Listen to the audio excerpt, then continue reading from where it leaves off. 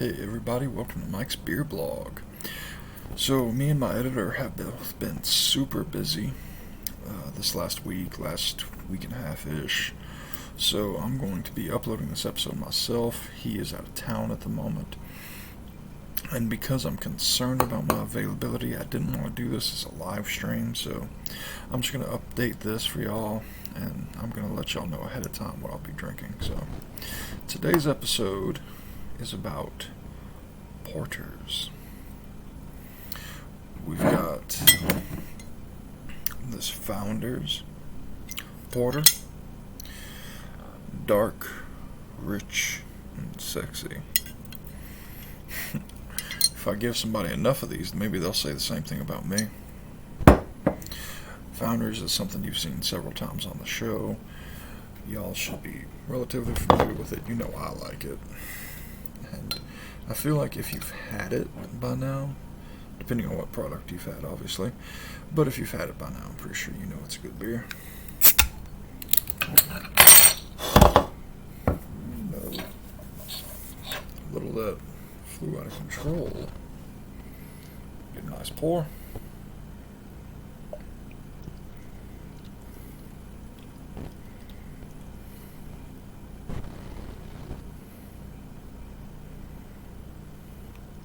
That's lovely.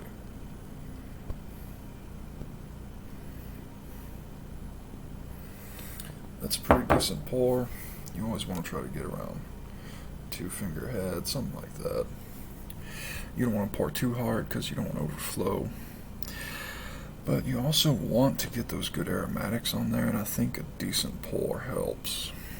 I'm not using a snifter or a chalice, typical beer mug. Nothing special tonight. Let's get the nose on this Founders. Very dark, a little peanut buttery. Peanut butter toast. There was this one episode, oh crap, I don't even remember the name of the show. Oh no. It's the one with Kevin Smith, the guy who played Paul Blart, whatever his name is. It's the show he did. And him and Arthur, it's weird, I remember the character's name. Him and the old man Arthur, like, oh, there was like, I want peanut butter on my toast. This reminds me of that, like, weird, like, I want peanut butter toast. Kind of reminds me of that on the nose. Random tangent, I'm sorry. It's not like that. It's like peanut butter toast on the nose.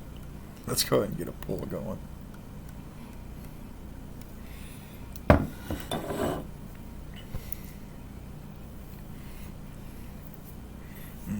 Lovely.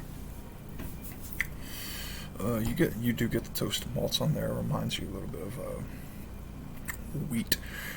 Very like a bit of a dark bread.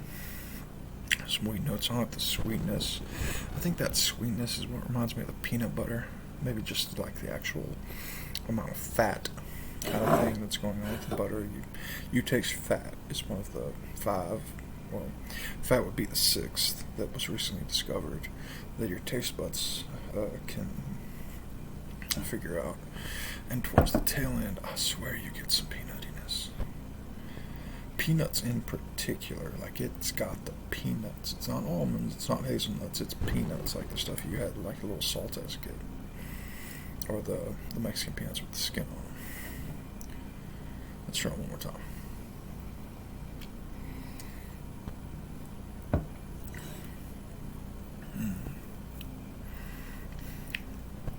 Yeah. Good toasty bread notes. Dark bread notes, rich. You get some chocolate sensation, some dark chocolate. So I don't know if I've ever had that chocolate spread made from almonds, whatever it's called. Nutella, I think, maybe. But that's kind of like if you put Nutella on like a good wheat toast or something like that. I bet you'd get some of that, and then some peanuts towards the tail end, some peanut butter towards the tail end. I'd like to talk about porter real quick. The term porter, like a lot of beers, it well, unlike a lot of beers, I should actually say, sometimes they come from literal, like this is what it is, versus misinterpretations like Bach being goat when it's supposed to be Bach being people from whatever that German city, I can never remember the name of is. Pils is the same thing, like Pilsner is like the people from Pils, blah, blah, blah, whatever, once again, German name.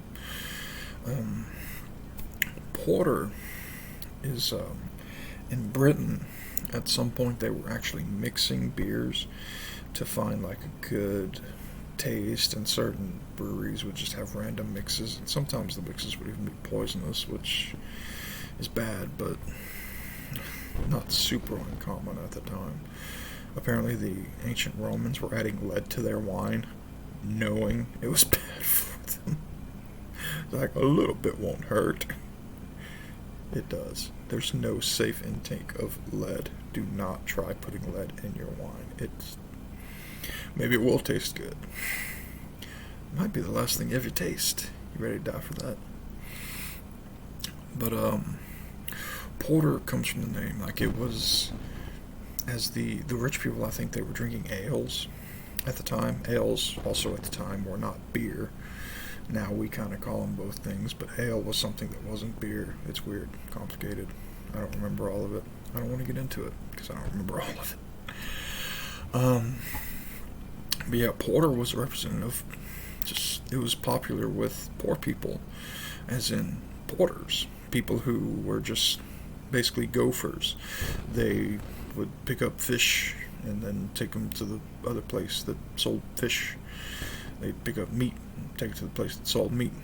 They were porters. They moved things from one place to another. So the beer porter was the beer of the porter. And that's kind of how the name got started. Differences between porter and stouts is another common question. And it used to be stouts were a heavier or more ABV porter. Since then, that just is kind of been lost. You have porters that are higher ABV than certain stouts. I don't remember the ABV of those Founders, but Founders 6.5. Okay, so 6.5. Can you see it? Can you see it? Maybe you can. There you go. 6.5 ABV.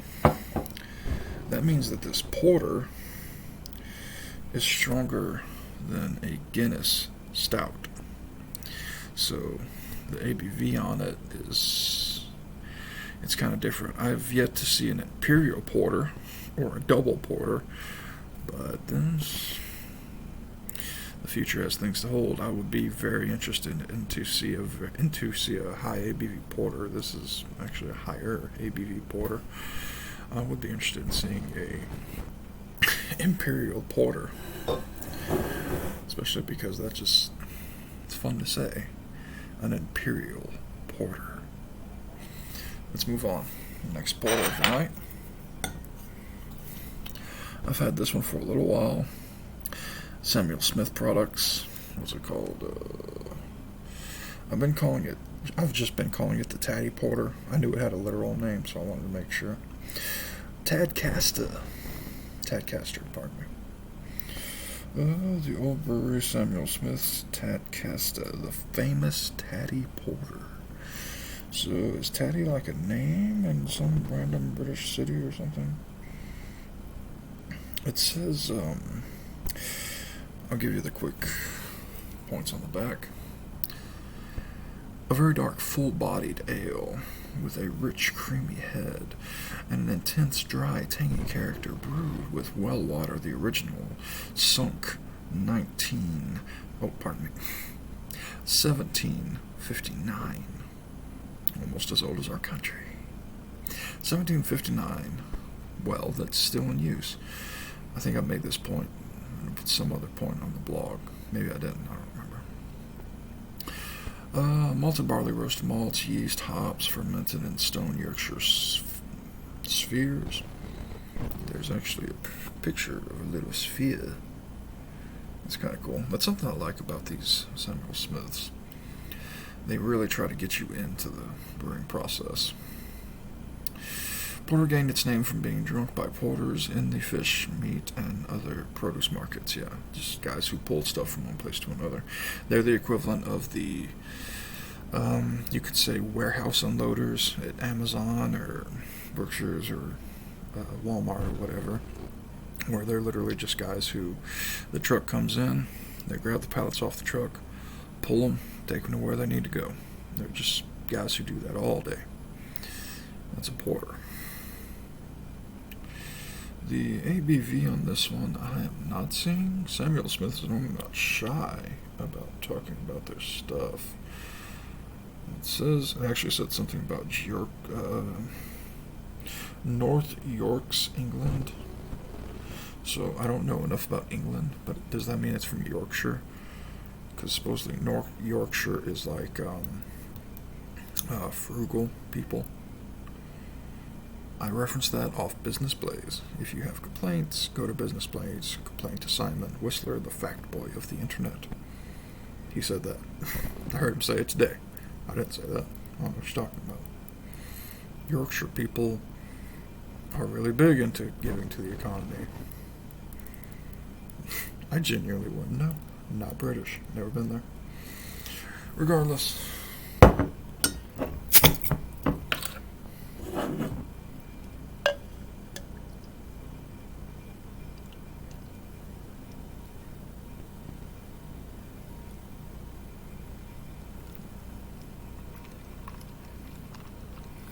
I should make an ASMR. It's like beer pouring therapy. You're never supposed to touch the neck of the bottle to the glass, by the way.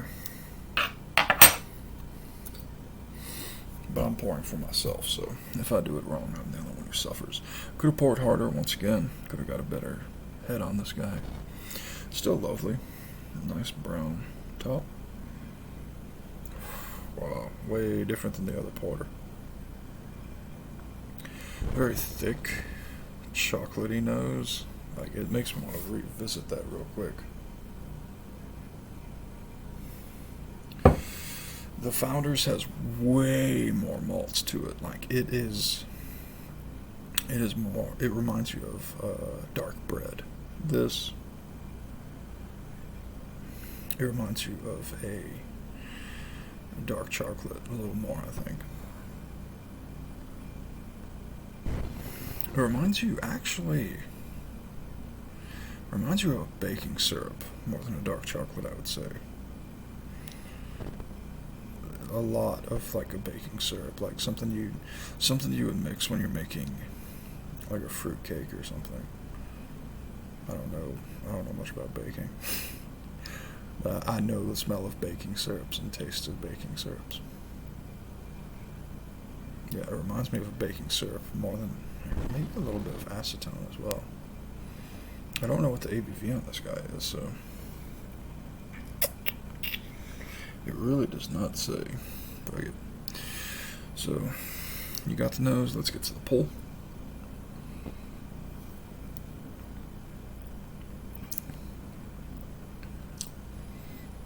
Deceiving. It's very dry. Way more toasty malts. More of a cracker, I would say. And I want to say cracker. I can't remember the yeast fermentations. Like certain things will give you a cracker, certain things will give you a bread. But I'd say this gives me more of a cracker taste, like a Ritz, like kind of buttery cracker.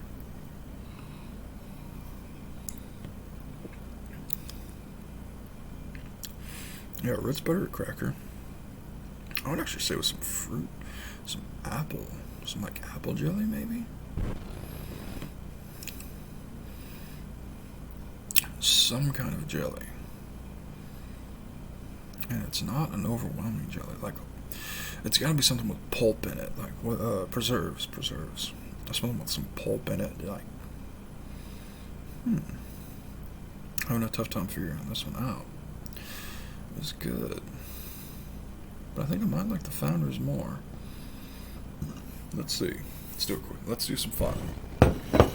So, get you guys down here. Alright. So, to my left. You need to smell. I won't smell it. This is the Founders. This is the Taddy Samuel Smiths. I'm going to mix them up real quick. Try to not think about them. And I'm going to taste them blindly. You guys can judge me as you wish.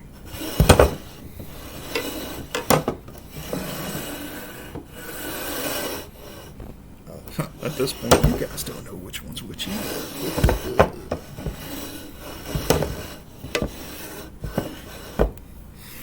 I'm sure anyone who's not familiar with the beer blog would think that I staged this, but I genuinely have no idea what's in front of me now. If I smelled them, I'd figure it out instantly, but I'm going to go with the taste on it. And, once again, the spur of the moment, kind of fun.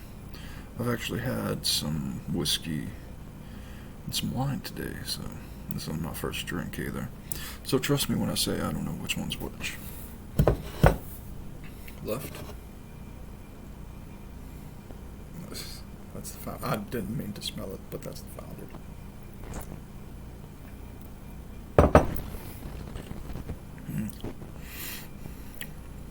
Yeah, thick bread, dark chocolatey notes, peanuts on the tail end. I would actually say peanuts, not peanut butter on the tail end as well. Taddy. I try to mix them and not smell them. Oh, hey.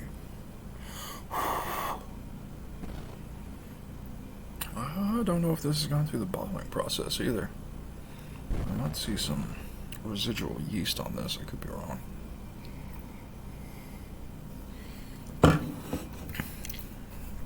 Yeah, way more dry. It gives you more of a cracker note. It's still like a dark cracker, but you get some of that butteriness. That's why I was thinking of Ritz.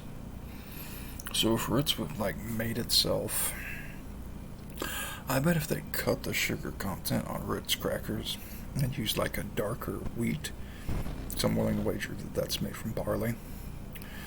Ritz is probably made from wheat. I don't know.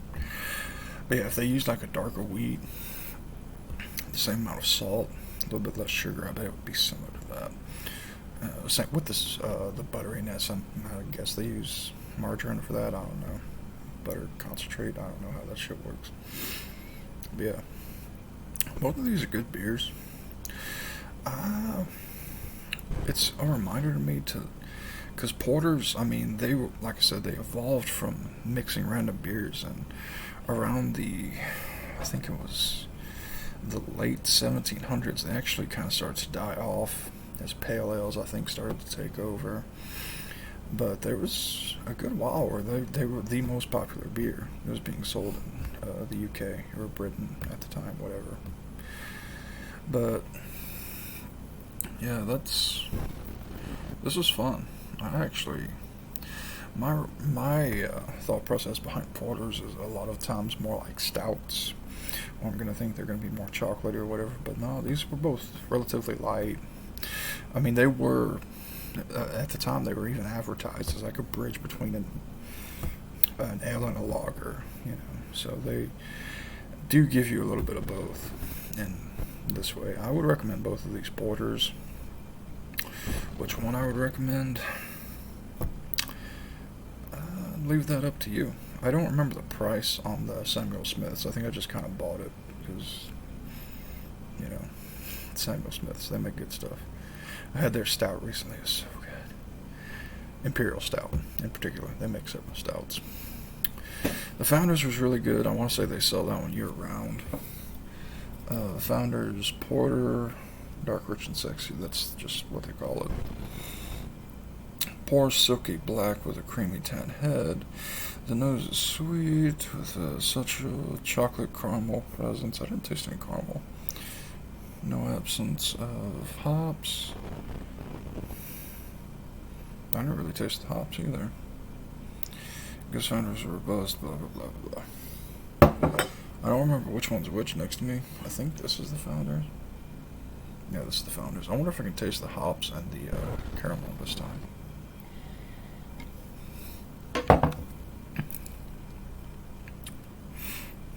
I mean, there's bitterness, but I feel like the bitterness is kind of taken over by the malts. Is there an IBU on this? 45 IBU. That's pretty low. So yeah, it's not going to be super bitter.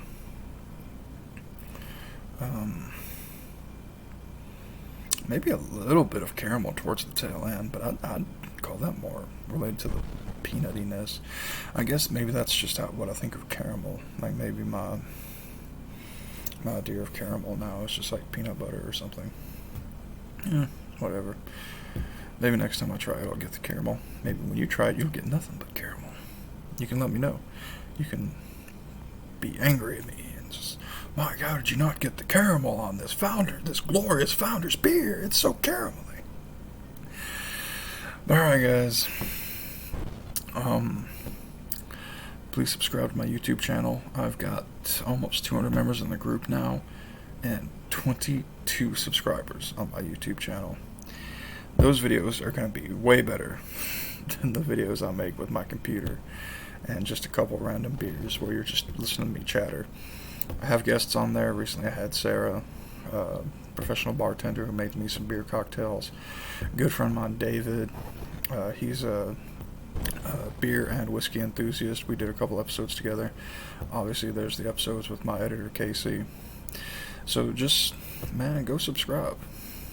I'm not going to badger y'all on it like a lot of YouTubers will, but man, 22 subscribers? Come on, guys. Come on, guys. You know I ain't rich. And y'all know that there's an episode coming out where I bought a $14 beer for you guys alongside some $10 beers. So help me out. Get me to 1,000. Check out my Patreon. Check out my TikTok. I do 1-minute reviews. Blah blah blah. I'm bad at marketing. That's why Casey brought it up. Mike won't ask you to do all these things, but I will. Regardless, if you guys watch this to the end, I appreciate it. I hope you guys had a porter in your hand to drink alongside me. The history of porters are really interesting. I gave you a little snippet of it, but like the rest of beer, the rest of the alcoholic beverages, the rest of humanity, there's a lot going on to it. So check it out. Stay with me, because you know I'm going to talk more about it, and I'll enlighten y'all alongside myself. With all that being said, man, here's to you. Once again, I don't know what that was, but I know it's the tatty. Spirits up, guys. Later.